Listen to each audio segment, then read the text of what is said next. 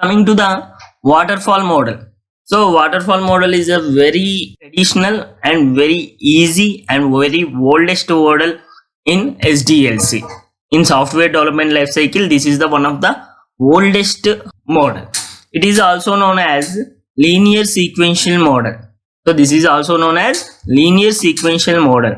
And in this we have few steps like requirement gathering. So to do a project, what are the requirements we have, and requirement analysis. If we have requirements, we have to do analysis on that. So how to use that requirement like that. So in this model, each phase must be completed before next phase. So suppose we have almost 7 to 8 pages in this waterfall model. In each phase we have to make sure that before going to the next phase, the first before that phase is must be completed. Next, there is no overlapping of phases. So once you go to fourth phase, suppose you cannot come again to third phase. Okay, so all phases will be performed one by one, just like flowing waterfall downwards. So we will show a diagram, you will get to understand easily. This is waterfall model, black diagram we call it. So in that we have mainly 7 pages. Okay, in that 7 pages, each page has to complete before starting the next phase. Suppose first page is the requirement gathering, next page is the requirement analysis, next page is design, coding, testing, release and maintenance. Here there is no overlapping is there. Suppose if you are doing coding phase, you cannot go to back again, you have to restart again if you want. Okay, so there is no overlapping. This is the main disadvantage of waterfall model. So these are the 7 pages of waterfall model. What are the 7 pages?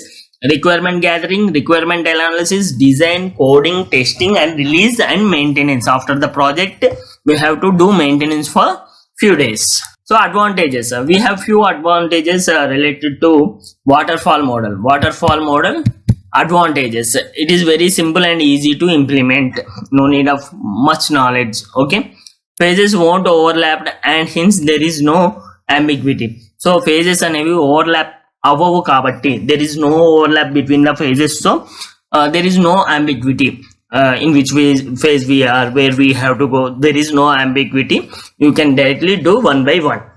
Next, all phases will be executed one by one, which give high visibility to the project managers and clients about the project of the progress of the project. So the clients will know very easily in which stage our project is, because of we are executing one phase after one phase. After completing one phase only you can start another phase. So clients or project manager easily he can know in which stage we are. Next, best suitable if the requirements are fixed. So if you do first 2 pages correctly, there is enough.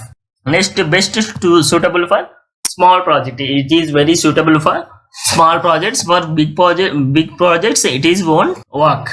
As this oldest model or traditional model, we have many disadvantages through this waterfall model also. It is very rigid model because it won't accept requirement changes in the middle. As I said that you have to do every step one by one. After completing one step you have to go to another step. You cannot change or you cannot overlap the phases. After going to the coding phase you cannot come to again requirement phase. So you have to accept it, don't accept any requirement changes in middle, you have to do in earlier stage only. Next, client satisfaction is very low because most of the times client will add new requirements in the middle. So while doing the project, the client may think adding features in between means it is not possible. It won't support adding feature in between or adding requirements in between in the process. Next, the total project development is more because testing should be done after completing development only. So as I said, we have 2 teams, development team and operations team. So after the total completion of development of the project, then only we have to test. In middle it is not possible to test.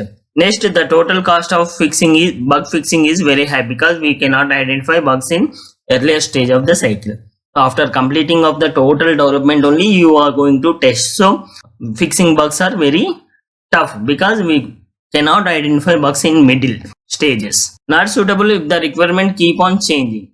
So our clients always try to change requirements in between. For this, waterfall model is not suitable, and as I said, it is suitable for only small project, not suitable for large projects. So this is about waterfall model.